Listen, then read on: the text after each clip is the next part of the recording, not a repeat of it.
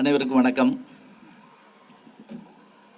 நான் முதல்ல இந்த விழாவுக்கு என்னுடைய மைத்துனர் செந்தில்குமார் கூப்பிட்ட போது, சங்கம் 91 கூப்பிட்ட போது ஒரு சின்ன அரங்கத்தில் வச்சு நடத்துவாங்க, ஒரு 100 பேர் இருப்பாங்க, 150 பேர் இருப்பாங்கன்னு நான் நினச்சிட்டு வந்தேன்.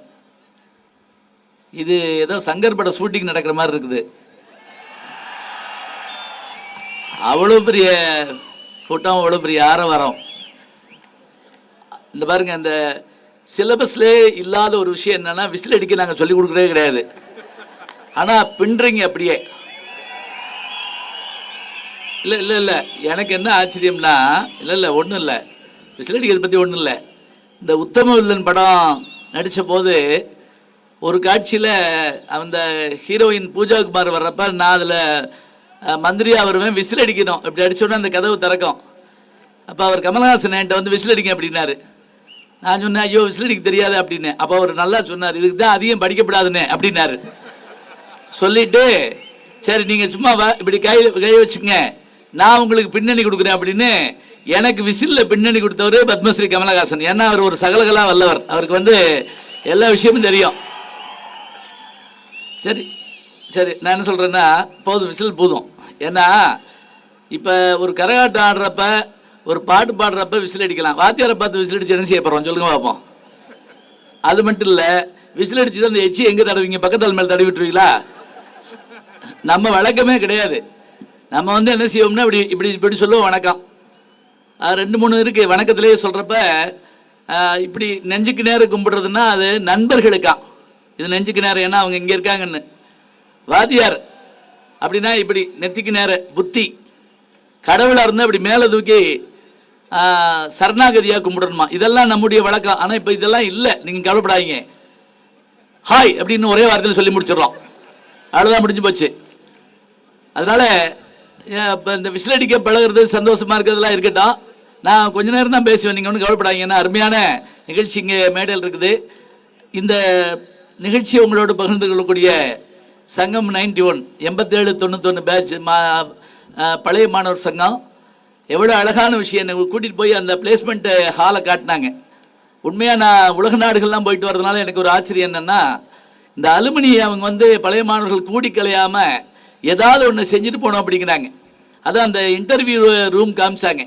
ஒவ்வொருத்தரும் இந்த அறையில் போய் உட்காந்து நேரடியாக பேசிட்டு வரலாம், பெரிய ஹால் இருக்குது அப்படின்னு காமிச்ச போது, இதை அவங்க இன்னைக்கு செஞ்சு கொடுத்துட்டு போகிறதுங்கிறது ஒரு தடத்தை பதிச்சுட்டு போகிறாங்க. அதான் சொன்னார் அவர் செந்தில்வேல், அழகாக சொன்னார், நாங்கள் விழுதுகள் நீங்கள் வேர்கள் அப்படின்னார். எனக்கு ரொம்ப பிடிச்சிருந்தது அந்த வார்த்தை. அதுக்காக நம்முடைய செந்தில்வேல் அவர்கள், தலைவர் அவர்களுக்கு என்னுடைய அன்பு வணக்கத்தை சொல்லி, அதே போல் இதனுடைய வைஸ் பிரசிடென்ட் அவர்கள் மதுசூதனன், திருமிகு குமார் அவர்கள், ராஜ்குமார் அவர்கள், இந்த நிகழ்ச்சிக்கு வருகை தந்து பெருமை சேர்த்திருக்கிற நம்முடைய வணக்கத்துக்குரிய முதல்வர் ஐயா அவர்கள், அதே போல் துணை முதல்வர் அவர்கள், பேராசிரியர் பெருமக்கள், அத்தனை பேருக்கு என்னுடைய நன்றியை சொல்லி, நான் முதல்ல பேச போகிறதுக்கு முதல்ல கேட்டுக்கிட்டேன் எவ்வளவு நேரம் பேசணும் அப்படின்னு கேட்டேன். அவங்க எனக்கு டைம் சொன்னாங்க. அது எதுக்காகன்னு கேட்டிங்கன்னா, நான் எங்கே பேச போனாலும் அதை கேட்டுக்கிடுவேன். ஒரு சின்ன கிராமத்துக்கு போன போது எவ்வளவு நேரம் பேசுகிறோம்னு கேட்ட உடனே அந்த பிரசிடென்ட் ஓடி வந்து, பஞ்சாயத்து போர்டு தலைவர் ஓடி வந்து என் கையை பிடிச்சிக்கிட்டாரு. இப்படி கேட்கக்கூடாது, நீங்கள் இது உங்கள் ஊர், எவ்வளவு நேரம் வேணாலும் நீங்கள் பேசுங்க, நாங்கள் போயிடுவோம் அப்படின்னாரு. எங்களுக்கு வேலை இருக்குல்ல அப்படின்னாரு. அப்புறம் நான் வேலையை தவிர ஊர் ஊராக போய் பேசிக்கிட்டு இருக்கேன். நல்ல விஷயங்களை கேட்கறதுக்காக. இப்போ நான் தமிழ் வாத்தியார், எனக்கு தெரியும், தமிழ் பேராசிரியர். எனக்கு வகுப்பறையை எப்படி கொண்டு வரணும்னு நல்லா தெரியும். ஒன்றும் இல்லை, இப்படி கடிகாரத்தை பையன் பார்த்துட்டானாலே நான் ஏதாவது டியூன் மாற்றணும், சேனல் மாற்றணும், இல்லைன்னா கிளாஸில் உட்கார வைக்க முடியாது. ஒரு மாணவனுடைய மடியில் ஒரு வாத்தியார் தலை வச்சு படுத்திருந்தாரா, சும்மா கதைக்கு. வழக்கமாக பையன் தான் தூங்குவான், இங்கே வாத்தியார் தூங்குறார், சும்மா ஒரு கற்பனை. அப்போ அந்த பக்கமாக வந்த ஒரு தேளு அந்த பையனை ஒரு கொட்டுச்சு. அவன் துள்ளுறான், ஆனால் வாத்தியார் எழுப்பலை. அவர் தூங்கட்டும்னு விட்டான். போன தேளு திரும்ப வந்து அவனே கொட்டுது, கண்ணீர் விடுறான். அப்பவும் வாத்தியார் எழுப்பலை. ஆனால் அவர் எந்திரிச்சிட்டாரு, கண்ணீர் பட்டு. தேலை பார்க்குறாரு, அவனை பார்க்குறாரு. அவருக்கு அப்படி அவர் கண் கலக்கிட்டாரு. எனக்காகவா தேல் கடியை தாங்கினேன், ஏன் என்னை எழுப்பியிருக்க கூடாதுன்னாரு. எழுப்புனா நீங்கள் பாடம் நடத்துவீங்கன்னு பயமாக இருந்து சார் அப்படின்னு சொன்னான். அப்படின்னா என்ன அர்த்தம்னா, நான் தேல் கடிச்சு செத்தாலும் ஜாவேன், நீங்கள் பாடம் நடத்திடக்கூடாது. பாருங்க இது எவ்வளோ சந்தோஷமாக இருக்குன்னு. சரி நான் கேட்குறேன், நாங்களும் நடத்தலைன்னா நீங்கள் எங்கே போய் படிப்பீங்க சொல்லுங்க பார்க்கலாம். எங்களுக்கெல்லாம் எதுக்கு சம்பளம் அதிகம்னா உங்களுக்கு சொல்லித்தரதுக்கெல்லாம் இதில் அது பெரிய விஷயம் இல்லைங்க. நீங்கள் எழுதுகிற பேப்பர்லாம் திருத்துறோம்ல அதுக்கு தான் சம்பளம். ஏன்னா அது என்ன எழுதியிருக்கீங்கன்னு உங்களுக்கும் கடவுளுக்கு மட்டும்தான் தெரியும். அதை படித்து பார்க்குற போது நாங்கள் படுற பாடு, அதுவும் தமிழ் பேப்பரில் நான் சில சமயம் பார்ப்பேன். தெரியாத கேள்வியை விட்டுட்டு வந்த பையனை நான் பார்த்ததே கிடையாது. சும்மா எழுது, நம்மளா திருத்துறோம். கர்ணன் குறிப்பு வரையன்னு கேட்டிருந்தோம் மகாபாரதத்தில், தெரியாது. ஆனால் 3 பக்கம் எழுதினான் ஒரு பையன். கர்ணன் மிக நல்லவன், அவன் மிக மிக நல்லவன், அவனை போன்ற ஒரு நல்லவனை நாம் பார்த்ததே இல்லை. அந்த கர்ணன் யார் ஒரு கேள்வி கேட்கிறான். ஏன்னா அவனுக்கும் தெரியாது நமக்கும் தெரியாது. இப்படியே 3 பக்கம் எழுதி இப்படிப்பட்ட கர்ணன்கள் இந்தியாவில் பிறக்க வேண்டும். அப்புறம் என்ன இஸ்ரேலியா பிறப்பான் எழுதிட்டு வெளியே வந்து பங்காளி 42 பக்கம் எழுதியிருக்கேன், பக்கத்துக்கு 2 மார்க் வை, 84 வேண்டாம் 1.5 வை, அப்புறம் ஃபெயில் ஆகிட்டு எங்களை வைவாங்க.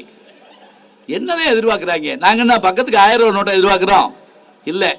ரொம்ப சந்தோஷமாக இருக்கும். வகுப்பறை அமைதியாக இருக்கிறப்ப எப்போ பார்ப்பேன்னா அந்த எக்ஸாம் பேப்பர் கொடுக்குறப்ப பார்த்தா அடையப்பா மயான அமைதி நிலவும். சில பேர் செத்து கூட போலாமான்னு நினைப்பாங்க. 98 மார்க் வாங்கிட்டு ஒரு பிள்ளை தேம்பி தேம்பி அழுதுருக்கு, 2 மார்க் போச்சு. இங்கிட்ட ஒரு ரூபாய் 12 மார்க் வாங்கி கெக்கன்னு சிரிச்சிருக்கான். உடனே வாத்தியார் கேட்டார், ஏய் 98 வாங்கி அந்த பிள்ளை அழுகுது, நீ 12 வாங்கி சிரிக்கிறிய அப்படின்னாரு. அவன் சொன்னா அந்த 12 எப்படி போட்டான்னு தெரியல, நான் ஒன்றும் எழுதலை, நீ பாட்டுக்கு இருக்க. இல்லை இதில் ஒன்றும் இல்லைங்க, இதில் ஆண் பெண்ணெல்லாம் விட்டுருங்க, யாராக இருந்தாலும் நமக்கு அறிவு, விவேகானந்தர் சொன்ன மாதிரி எல்லாருக்கும் எல்லா அறிவும் உண்டு. என்ன நம்முடைய அணுகுமுறைகள் வேறையாக இருக்கும். நம்ம வீட்டில் குழந்தை இருக்குது, ஒரு 8 வயசு குழந்தை, பையனோ பொண்ணோ வச்சு பாருங்க.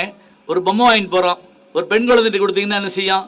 அந்த பொம்மையை வாங்கின உடனே முதல்ல அதுக்கு செய்கிற வேலை ஒரு பொட்டு வைக்கும், சடை பின்னும், ஒரு ட்ரெஸ் பண்ணும், அப்படியே சோஃபா மேலே இதில் ஷோகேஸில் வச்சிடும்.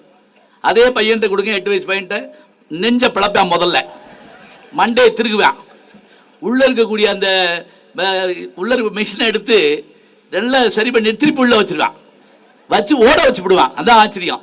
இது ஆராய்ச்சிக்குரிய அறிவு, அது அழகை ஆராதிக்கிற அறிவு. இது 2 வேணும், இது இல்லாமல் இருக்க முடியாது.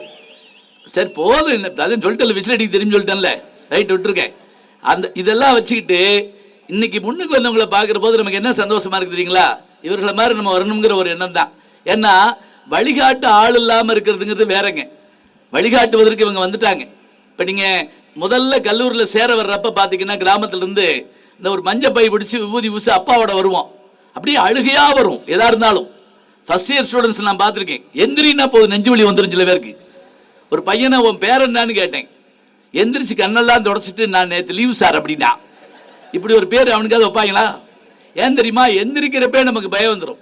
பேச ஆரம்பிக்கிறோம்னா உலகத்திலே கஷ்டம் தெரிஞ்சு வச்சுக்கோங்க. கவிதை எழுதுறதா எழுதிப்பிடலாம், ஏன்னா வீட்டுக்கு உட்காந்து எழுதுறோம். கட்டுரை எழுதுறதா அதே எழுதிடலாம், அடித்து திருத்தி எழுதிப்பிடலாம். மகா கஷ்டம் பேசுறதா. ஆர்த்த சபை 101, 1001 புலவர், வார்த்தை 10,000 அவை. அதுக்கு என்ன அர்த்தம்னா, இப்படி சபையில் உட்காரணும்னா 100 பேரில் ஒரு ஆள் தான் சபையில் உட்கார முடியுமா? வேற ஒன்றும் இப்படி இல்லை. இப்போ இந்த மேடையில் போட்டிருக்க சேர் இருக்குது, கீழே வர்றோம் இடம் இல்லை, மேலே சேர் தான் அங்கே போய் உட்காருவோம் அப்படி சொல்ல மாட்டோம்.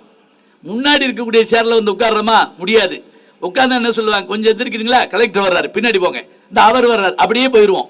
அப்போ முன்னாடி உட்கார்றதுங்கிறது சாதாரணம் இல்லை. ஆர்த்த சபை 101, 1001 புலவர், 1000 பேரில் ஒரு ஆள் தான் கவிதை எழுதுவானா. வார்த்தை 10,000 பேசுறதுங்கிறது அவ்வளோ கஷ்டம்.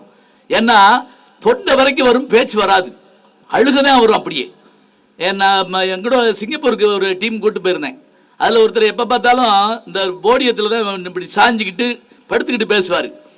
அவரை கூட்டு போய் என்னாச்சுன்னா 25,000 பேர் இருக்காங்க. பேச ஆரம்பித்தோடனே அவர் படுத்துட்டார். அங்கே ஒரு கஷ்டம், கீழே வீல் வச்சுருந்துருக்காங்க, படுத்துக்கிட்டே போயிட்டு வர்றாரு. கீழே கைதட்டு பின்னுறாங்க, மொபைல் பட்டி பண்ணுறப்பங்கிறான். அவருக்கு அது என்னன்னே தெரியல. பேச்சுங்கிறது அவ்வளோ கஷ்டம். அதை நம்ம ரொம்ப அழகாக பழகி வச்சுருக்கணும். இங்கே கல்லூரிக்கு வர்ற போது நான் அடிக்கடி கேட்பேன், இன்டர் காலேஜ் இது நடக்கிறப்ப, அனைத்து கல்லூரி இது நடக்கிறப்ப நான் கேட்பேன் ஒருத்தர்ட்டையும்.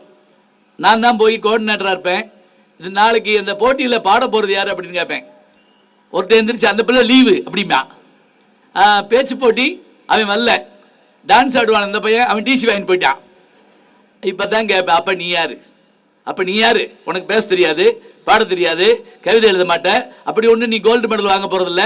அப்போ நீ யாரு? நமக்கு நம்மளை யாருன்னு காட்டுற இடமே கல்லூரி தானேங்க. நாம் யாருன்னு சினிமாவில் வர்ற கல்லூரியில் நம்பாதீங்க, ஞாபகம் வச்சுக்கங்க. நான் சினிமாவில் நடிக்கிறவன் தான், எனக்கு தெரியும். விரும்பாண்டியில் தொடங்கி போன ஒரு 3 மாதத்துக்கு முதல்ல ரஜினி முருகன் வரைக்கும் நான் நடிச்சிட்டு இருக்கேன். இன்னொரு 4 படம் வரப்போகுது பாருங்க. நான் புஸ்தகம் எழுதியிருக்கேன்னு சொன்னால் நம்ப மாட்டேங்கிறீங்க, நான் பேராசிரியர் சொன்னால் பேசாமல் இருக்கீங்க. ஆனால் சினிமாவில் நடிக்கிறேன்னு ஒரு அலை அடிக்குது. அப்படியே சினிமாவில் நடிக்கிறது ஈஸி இல்லை, ஞாபகம் வச்சுக்கோங்க. அதனுடைய கஷ்டம் தனியாக சொல்லலாம். இது எதுக்கு சொல்கிறேன் அப்படின்னா, சினிமா துறைங்கிறது நம்ம அறிமுகமாகிருச்சு. அதனால நம்ம அதை பிரமாதமாக பேச ஆரம்பிச்சிடறோம். பேசுறதுங்கிறது எதுக்காக நான் கஷ்டம்னு சொன்னேன்னா, இதில் இருக்கக்கூடிய சிரமங்களை சொன்னேன். சினிமாவில் நடிக்கிற கஷ்டத்தை என்னன்னு கேட்டிங்கன்னா, விரும்மாண்டி படம் வந்தப்ப அதுக்கு நான் திரைக்கதை தான் கூட போயிருந்தேன், நான் நடிக்கலாம் போல. திடீர்னு கமலஹாசன் கேட்டார், நீங்கள் நடிக்கிறீங்களா அப்படின்னார்.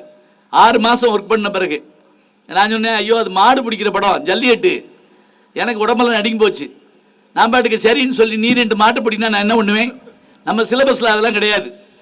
அப்படியே இருந்தாலும் உங்களுக்கு ப்ராஜெக்ட் கொடுத்துருவோம், நீ பார்த்துக்கோ அப்படிமோ. நான் பயப்படுறத பார்த்து அவர் என்ன பண்ணார் தெரியுமா? கவலைப்படாதீங்க, நான் மாட்டை பிடிக்கிறேன், நீங்கள் எப்பவும் போல மைக்க பிடிக்கினாரு. பட் அந்த டீலிங் எனக்கு ரொம்ப பிடிச்சிருந்தது, ஒத்துக்கிட்டேன். இன்னைக்கு வரைக்கும் சினிமாவில் நடிக்கிறதுனுடைய கஷ்டத்தை நான் பார்த்தேன். என்ன அப்படின்னா, இப்போ பேச சொன்னால் பேசிடலாம், என்னால் முடியும். நடிக்க சொல்கிறது சாதாரணம். இதய திருடன்னு ஒரு படம் பார்த்துருப்பீங்க, ஜெயம் ரவியோட அப்பாவை வருவேன் நான். அதில் ஒரு சீனில் அந்த டைரக்டர் சரண் என்கிட்ட சொன்னார், நீங்கள் உங்களோட நடிக்கிற நடிகை அவங்க ஊர்வசி அக்கா கல்பனா, அவங்க சமையல் பண்ணிக்கிட்டு இருப்பாங்க, நீங்கள் ஒரு கூடையில் தக்காளி பழத்தை தின்னுக்கிட்டு அவங்ககிட்ட பேசிக்கிட்டு இருக்கீங்க, கேமரா ஜன்னலுக்கு வெளியில் இருக்கும், ஆக்ஷன் அப்படின்னு பேசிக்கிட்டே தக்காளி பழம் தின்னுங்கன்னாரு. சரின்ட்டேன். என்ன தெரியுமா, நீங்கள் நினைப்பீங்க ரொம்ப ஈஸியாக இருக்குன்னு. தக்காளி கூடையை கொடுத்தாச்சு, ஆக்ஷனுங்கிறாரு. 30 வருஷமாக மேடையில் பேசுகிறேன், ஆக்ஷனுங்கிறாரு. 1/2 கிலோ தக்காளியை தின்னுருக்கேன், ஒரு டைலாக் வரமாட்டேங்குது. தின்னா பேச முடியல, பேசுனா திங்க முடியலை, எல்லா தக்காளியும் தீர்ந்து போச்சு. அப்புறம் நான் டைரக்டர்கிட்ட போய் கேட்டேன், ஆப்பிள் வேணா திங்கவா அப்படின்னு கேட்டேன். அவர் சிரிச்சிட்டார், நீங்கள் ஒரு பழம்பெரும் நடிகர் அப்படின்னார். இது ரொம்ப பேருக்கு புரியலன்னு நினைக்கிறேன். இதுக்கு பேர் தமிழில் ஸ்லேடைன்னு பேர். நம்ம என்ன பண்ண முடியும், நம்ம மொழியே நமக்கு புரியலை. ஸ்லேடை என்னன்னு தெரியுமா? ஒரு சொல் 2 பொருள் தரணும், ஒரே ஒரு சொல் 2 பொருள். இப்போ இன்னும் எளிமையாக சொன்னால் உங்களுக்கு புரியுதான்னு பாருங்கள். ஒரு வாத்தியார் பாடம் நடத்திட்டு இருந்தார், ஒரு அருமையான கண்ணதாசன் பாட்டு வந்துச்சு. உடனே அவர் சொன்னார், இது நல்லா பாடுனா நல்லா இருக்கும் அப்படின்னாரு. உடனே ஒரு பையன் எந்திரிச்சு கேட்டான், சார் உங்களுக்கு பாடம் தெரியுமா? அப்படி தானே கேட்கணும். அவன் என்ன கேட்டான் தெரியுமா? ஐயா நான் உங்களை பாடையில் பார்க்கணுமியா அப்படின்னா.